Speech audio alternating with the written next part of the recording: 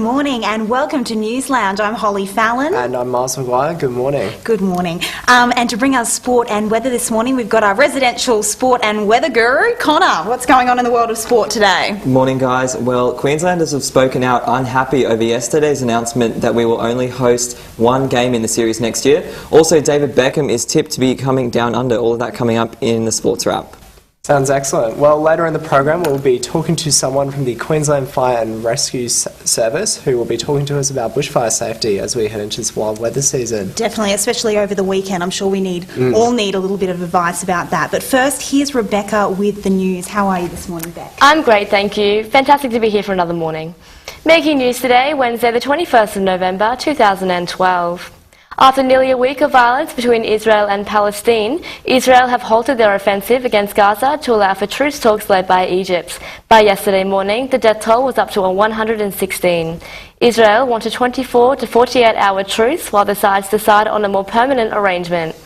Although the talks are expected to be decisive, Israel are continuing to build up troops along the Gaza border, ready for an invasion if the diplomacy is unfruitful. The US is working to calm the conflict as President Obama has sent Hillary Clinton to Israel, Egypt and Ramallah. The Secretary of State is meeting with Israeli Prime Minister Benjamin Netanyahu in Jerusalem to discuss the conflict with Egyptian and Palestinian leaders.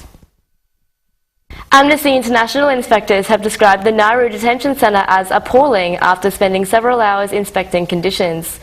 During the inspection, they visited 2 detainees who were reportedly hospitalised as a result of a hunger strike, with one of the men allegedly refusing to eat for 40 days and suffering internal bleeding. Amnesty Inspector Dr. Graham Tom is concerned about the detainees' mental health. They reported many of the detainees have attempted suicide and self-harm and have suffered infections from the wet, crowded conditions. A man has been charged over the murder of 22-year-old Sarah Kafaki.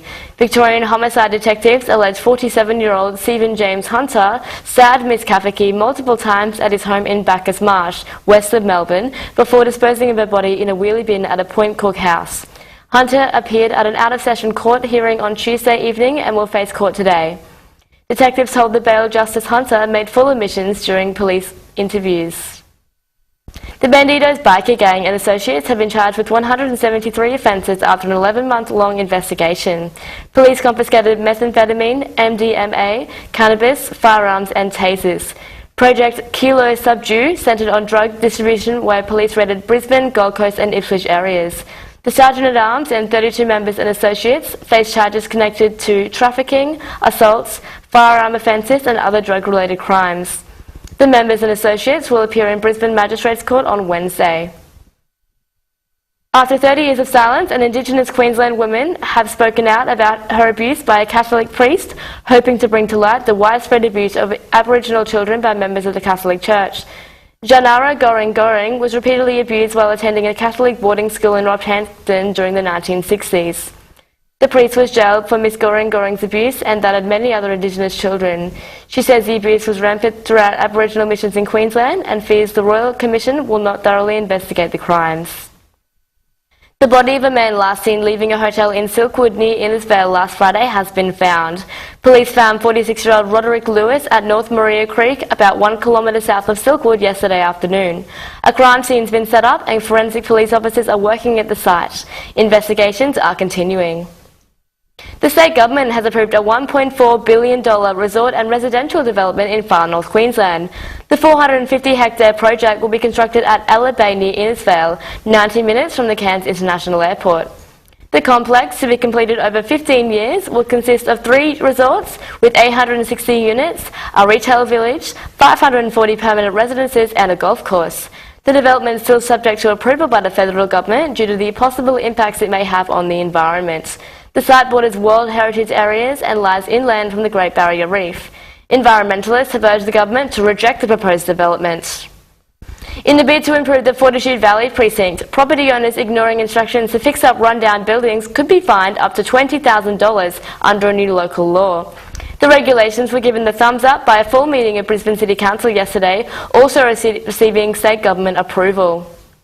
Premier Campbell Newman has come forward saying we should learn from Indigenous Australian land management practices which were in place prior to the colonisation of Australia. He has discussed the approach with Australia's Climate Change Commissioner Tim Flannery after Professor Flannery raised concerns with the Premier about Queensland's lack of protection in regards to plants and animals. Gold Coast mother Janice McIver said she was unaware she signed $22 million in mortgages for her son's benefit. Ms McIver brought a case against Westpac Bank to restrain it from enforcing the mortgage and guarantees over her Currumbin home. Her son, Mark McIver, was the founder of investment manager Equitrust, which went into receivership last year. Ms McIver says she has signed many documents for her son over the years. The case continues this week. 9 Queensland properties have been seized and bank accounts frozen after a scam in which Australian women were being paid to marry Indian men so the men could remain in the country. Up to 50 visa applications have been submitted using the fake marriages. Investigations are continuing. New South Wales Police yesterday uncovered a dopey attempt to give away drugs. They discovered 16 kilograms of cannabis stuffed in 3 garbage bags on the side of a road near Bomaderry, about 160 kilometres south of Sydney. The bag sat beneath a cardboard sign saying, "Free dope, smoke, mull up." Whatever that means. That's it for me for News Now, but I'll be back later in the program with some more news. For now, back to you. Do you know what that sign would mean? I have no idea. I'm not sure what that translates as, but I'm sure it was working. Mull up. That sounds cool. I've never heard of muller. I've heard of smoke, obviously, but I've never heard of muller. Must be a new one among the kids these days. We'll have to look it up on Urban Dictionary. But, we'll just throw over to Connor now for the weather. What have you got for us, Connor? Thanks, guys. Well, Brisbane will be mostly fine and sunny today with the chance of a shower. We'll see light to moderate south to southeasterly winds, and they'll be fresh and gusty at times during the morning about the Bayside. We can expect a top of 28 today. Humidity will be around 56%. The Gold Coast will be mostly fine and sunny with a few isolated coastal showers and a top of 27. The Sunshine Coast will experience a mild and sunny day with the chance of some coastal showers and a top of 28. Ipswich is in for a mostly sunny day with a warm top of 32. Around the state, Cairns will be mainly fine with isolated showers and thunderstorms developing inland this afternoon, a top of 32 there. Townsville, a possible shower and also 32. Mackay, possible showers again and 30. Rockhampton, mostly sunny and 31. Mount Isa will be sunny and a scorching top of 42. In our capital cities, Sydney will be partly cloudy with a top of 25. Melbourne, partly cloudy and 22. Canberra, it'll be 22 and cloudy. Perth, isolated thunderstorms this afternoon and evening with gusty winds and a top of 35. Adelaide, partly cloudy and 23. Hobart, scattered showers and 18. Darwin, an afternoon shower and a storm and a top of 34. How about those temperatures in Mount Isa though, guys? 41 atop. I'm not jealous of them. That's a bit ridiculous. Not at all. So there's no stormy surprises in store for us then? Not for Brisbane at least. So it's good to hear for all the people heading on to Coldplay tonight. Oh, definitely. Sunny days for them. Yes, I would kill to go to Coldplay tonight, honestly. It's meant to be absolutely spectacular, and the audience really interactive with them. They all wear these, is it LED bands? Yeah. And when it hits 60,000 people... I think that was Gwyneth's idea, I feel, to get the light up like a wristband. She probably forced them to do that one. Yeah. But I was listening to somebody's soundtrack while I was in traffic the other day, and sounds good. So to anyone who's heading along... Oh, definitely. Sure, be a great night. Unreal night. Very jealous. Yeah, I guess. Oh, definitely. Well, it's time to go to a break now, but please don't go away, because when we return, we'll be talking to Superintendent Bernard Trembart from the Queensland Fire and Rescue Services. We'll see you soon.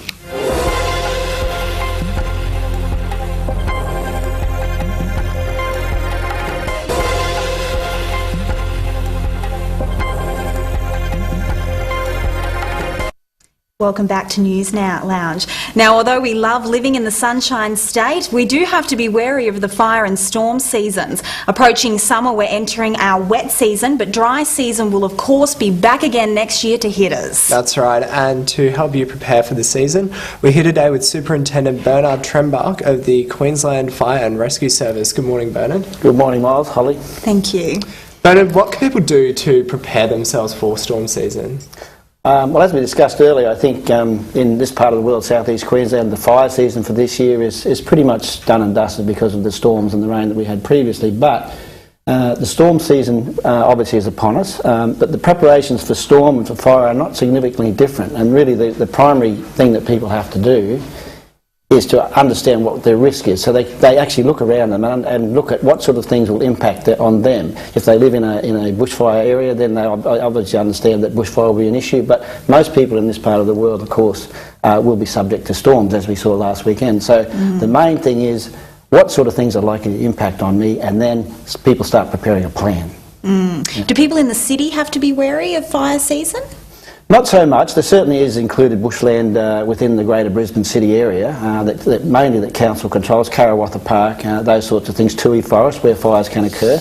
But it's generally those people who are close by. The Boondall wetlands is probably another one. The impact on people tends to be more about the smoke and the nuisance that it is. It's really the people who live in the surrounding semi-rural areas that stretch around the city, right from the west right around to the north. You know, from Pullenvale, Brookfield, Samford Valley, Mount Nebo, Mount Glorious, and round through to Debra, Ocean View, those sorts of places. So they certainly need to be aware. But people in the city will travel to the country. They travel there for recreation, they travel there for business. So everyone needs to have an understanding of what bushfires are, when they can occur, and what they need to do. And where can we go to find information about this? Well, as I say, for bushfire and for storm, the planning process is pretty much the same as what sort of impacts are likely to occur, how will they affect me, and what will I need to do to prepare myself, to prepare my family, to prepare my home. And that's the whole planning process. And as we discussed earlier, planning to have a plan is not a plan.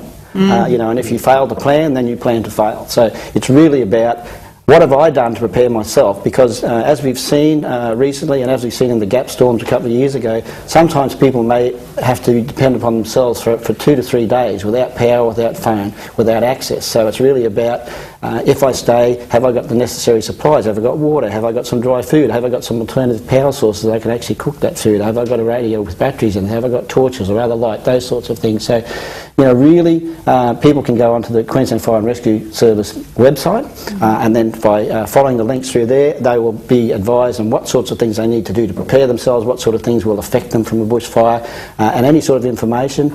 Same sort of thing in terms of storms, people can find on the Emergency Services website, www.ses. That will provide them information in templates that will actually allow them to actually draw up their plan and provide them with step-by-step advice. But local governments such as Brisbane City Council, Moreton Shire, those sorts of people also have that information available on their website. So there's no excuse for people not to prepare, because the information is actually there, and people should be prepared all year round, because even though we have a fire season, we have a storm season, we have a wet season, it's too late to prepare when your back fence is on fire, or it's too late to prepare when the water's rising up your back steps. You should be well ahead of the game in those terms. Particularly people in those regional and rural areas, or city, it's just as important? It's just as important, I think, certainly for the flood and storm for people in the city, but they should be aware that fires can actually occur. As I say, they may find themselves in a rural environment when a fire occurs, so the fact that they live in the valley, for example, is no excuse for them not to be prepared for fire type events. How do you think communities can work together to ensure that they're able to look out for each other during a fire or a storm season, or what they can do to prepare? There's certainly, only recently, I know, in the Brookfield area, only this week, a number of my officers have turned a neighbourhood watch program where they advise people about the sorts of things that can happen and what they need to do. In other communities, they have similar sorts of arrangements. We provide information on a regular basis to people if they ask for it, or at local events, country fairs, those sorts of things. We actually provide that information to it. But I think the important thing is that to emphasise is that people must take responsibility for their own actions. They must take responsibility for their own safety, so they have to actually get out there and seek the information and start preparing themselves. Because from whether it be SES volunteers, whether it be Rural Fire Service volunteers, we do not have the resources to be at every house. We do not have the resources to be at every individual impact within those particular events. So people need to understand their preparation and their readiness, and their a certain amount of resilience is something that they really need. Yeah, especially with your resources. It was interesting to see the volunteer firefighters and services. Can you tell us a bit more about that? The Rural Fire Service volunteers across Queensland, there's approximately 30,000 of them. They're certainly the largest volunteer resource that's available in the state. Within the general Brisbane area here, Brisbane South East, we probably have somewhere around about 6,000 to 8,000 volunteers who are available. Within Brisbane area, my area of responsibility, we have 70 appliances and 3,000 volunteers, which is a significant resource to provide assistance to the community. We very much depend upon those volunteers, and I think in some respects people don't realise the sorts of assistance those people provide. Rural Fire Service volunteers more and more now become involved in a wide number of it, not just fires. They also respond to storm events, which they did in the Gap and they did in the storms of the recent weekend. They respond to flooding. The volunteers are here in the city actually helping with the clean-up. So they're a huge resource, and remember, they are volunteers, which means they give their time for no remuneration. Exactly, yes. What can people do to become a volunteer? What's the process that they go through? Again, if people want to go onto the Queensland Fire and Rescue Service website and the rural operations side, that'll provide them with links. But if they live in an area where there's a rural fire brigade, it's merely a matter of contacting that brigade, contacting the secretary of the brigade or any one of the members, and talking to them about their interest, and they can explain to them what is actually required, what sort of training will be provided, what sort of inputs are required from them. Volunteering is a two-way street. And even though you're volunteering, it comes at a cost impact to people to volunteer. They give up their time. It cuts into their family life, and in some cases where people are self-employed, they actually go off to do volunteering work at the cost of their actual business. So, and they generally come from all walks of life? They do. And I mean, a classic example is one of my brigades up at Mount Mee, where there's a Qantas 747 pilot who's a rural fire volunteer alongside the farmers who actually work in the area, accountants, business people, labourers, all sorts of people are members of rural fire brigades.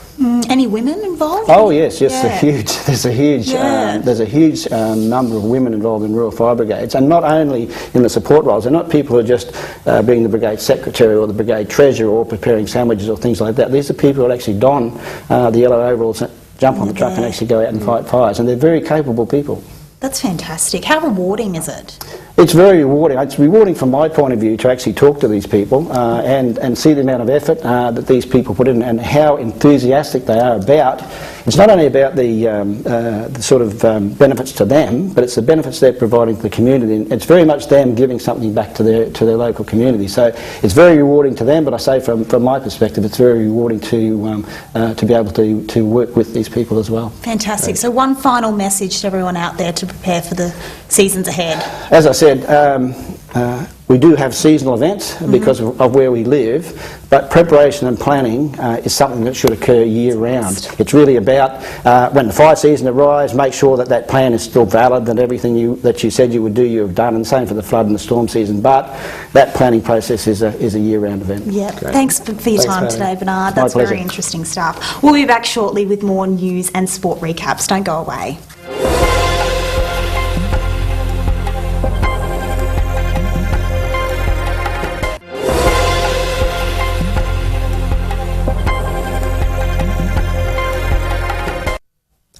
Welcome back to News Lounge. If you've just joined us, we've been talking to Bernard Trembath of the Queensland Fire and Rescue Service, who's been giving us some tips on how to survive this wild storm season. Yeah, and definitely very topical at the moment, considering the storm warnings that were put out over the weekend. So it was really helpful advice that he gave. Yeah, I definitely could have used it over the weekend. All over Australia. Let's head over to sport now with Connor. Thanks guys. The Maroons won't dwell on the ARLC's decision to introduce a new hosting model next year. As we reported yesterday, Queensland will only host one game in the State of Origin series next year, but the state will host 2 games in 2014. Amidst the debacle, Wally Lewis has accused the Queensland government of not doing enough to keep more of the games at Brisbane's Suncorp Stadium. Football star David Beckham could bring success to one of at least 5 A-League clubs in Australia if the star chooses to sign up down under. David Beckham's declared he's leaving LA Galaxy in December and is enticed by a 10-game guest period in Australia at a cool $200,000 a game. Among the clubs competing for the contract are Melbourne Heart, Perth Glory, Adelaide United and the Central Coast Mariners. The former England midfielder is going to be a tough opponent for Sydney FC's Italian star player Alessandro Del Piero. The Australian female cricket team Shooting Stars blew their New Zealand competition out of the water, beating them by 184 runs in Blacktown Olympic Park Oval on Monday. One Aussie, Beth Mooney, scored more than the whole New Zealand team combined with a massive unbeaten 107 runs from 136 balls. The team will play their final match against New Zealand today in Sydney. The Australian Rugby League Commissioners agreed to outlaw the shoulder charge in all competitions from next year. A report found due to the increasing size of athletes, a shoulder charge creates unacceptable risk of injury. NRL players and fans are outraged by the decision. Officials are also pushing to have it implemented on an international level. Brisbane Lions will head into this year's NAB AFL draft on the hunt for the club's next champion. With their current captain Jonathan Brown turning 32 next year, the club will begin to think about its future without the triple premiership player. Vice-captain Jed Adcock has said to be finding a replacement for Brown, as well as veteran midfielder Simon Black, being high on the club's list of priorities. The Lions have been linked with a bid for South Australian Sam Mays. Beenleigh netball players will be in for a treat when the club's new world-class courts are unveiled this week. The development, costing almost $400,000, has seen the installation of the region's first non-bitumen 9-layer lake-hold courts. 11-year-old Kimera girl Taylor Cowell has been named the best rider for her age group and gender in the Queensland BMX Championships. Her performance at the State Championships in Cairns has earned her a ticket to the Nationals held in Chandler next April. If Taylor finishes in the top 16, she'll be bound for New Zealand, representing Australia at the World Titles. And that's all we have time for in sport, guys, but how about David Beckham, a cool 200 grand a match? Would you guys come to Australia for that, to bask in the Australian sun? It must be tough for him. Of course, tough job. Tough job. All right, well, we're going to head over to Beck just for a quick recap of our news headlines. What have you got for us, Beck? Thanks, Miles. Closer to home today, the Queensland Fire and Rescue Service will send extra water bombers to extinguish a blaze that has been burning in the state forest on the Western Downs since Friday. 35 fires across southern Queensland are also being monitored. Tragedy struck Woodford yesterday when a tractor crushed an elderly man. Emergency crews rushed to the scene but were unable to save the 82-year-old. Queensland residents are again being advised to be aware of snakes in summer as they come out of hibernation. In two separate instances in North Queensland yesterday, a 4-year-old boy and a 16-year-old girl were both bitten on the ankle. They both were treated in hospital and remain in stable conditions. The species of the snakes are unknown. An Everton Park woman is planning to parachute from a plane this weekend in an effort to raise money for the Support for Mums group. Mother of 3, Vanessa Hall, is one of 32 mother jumpers who'll make the 14,000-foot leap over Bribie Island. The Support for Mums group offer financial support and advice to women who've lost their partners, have sick children, or are suffering from postnatal depression. And we can expect a tropical Christmas in Ipswich this year. The community's festive season will take on a tropical theme to support Australia's struggling Pacific Island neighbours. Queensland's not-for-profit Blackboard International has joined forces with the Gift Tree to raise money for families doing it tough in the tropics with the sausage sizzle. Head down to 81 Down Street, North Ipswich this Saturday from 10 a.m. to offer your support. Giving the phrase working class man new meaning, our man was happy to get back to work only 20 minutes after he was struck by lightning. Art Patterson was hosing down a friend's motorbike at Jimboomba when he got the shock of his life. He had a laugh with friends about the incident before becoming woozy and being treated by emergency services. Mr. Patterson is recovering and has bought himself a lottery ticket. That's all from me from the news today. Now back to you.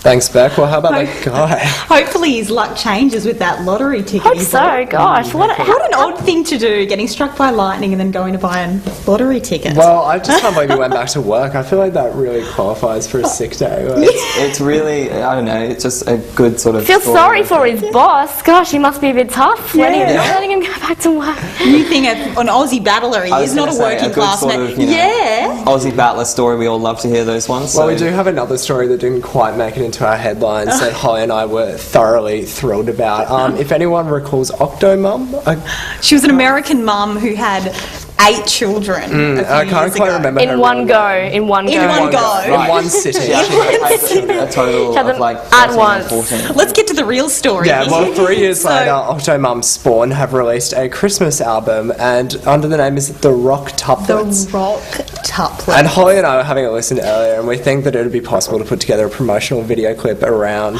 We'll have to show you, even song. if we post it on our Facebook. Yeah, definitely post it on the site. Facebook page. Just take a look at it. It's hilarious.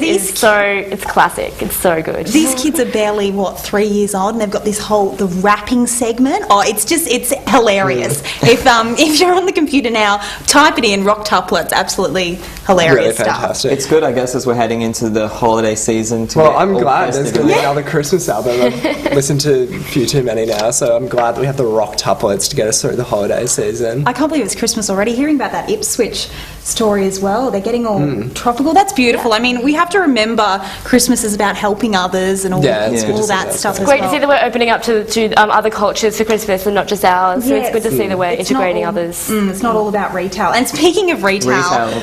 The click frenzy last night, if anyone was involved in that dilemma. Yeah, did anyone manage to actually buy anything? Yes, I logged on at like 11 o'clock when I got home from work last night. I was so excited to get some bargains, but then when I looked on, it was just crashed. I couldn't get onto anything, and it was so disappointed. I was so excited. So much hype built up around it. But what time did it crash? I believe it opened at 7 p.m, and I believe it crashed within about 2 minutes of it opening, because so many thousands of people were online having a look. But yeah, I got on about 4 hours later. It was sort of very slow, sort of dial-up speed. They were predicting over 1 million people to jump online, so I mean, I can imagine why it just... Yeah, I had a look at it this morning, actually, just before we came on air, and some of the deals seem pretty good, so I guess and if you're one of those people that needs to get your Christmas shopping out of the way, it's definitely... Some fantastic deals. It's like being in a shopping centre, but without having to leave your own home. You can just click a different button rather than walking to the other end of a mall. All right, let's leave it there. We'll be back tomorrow at the same time. We'll see you then.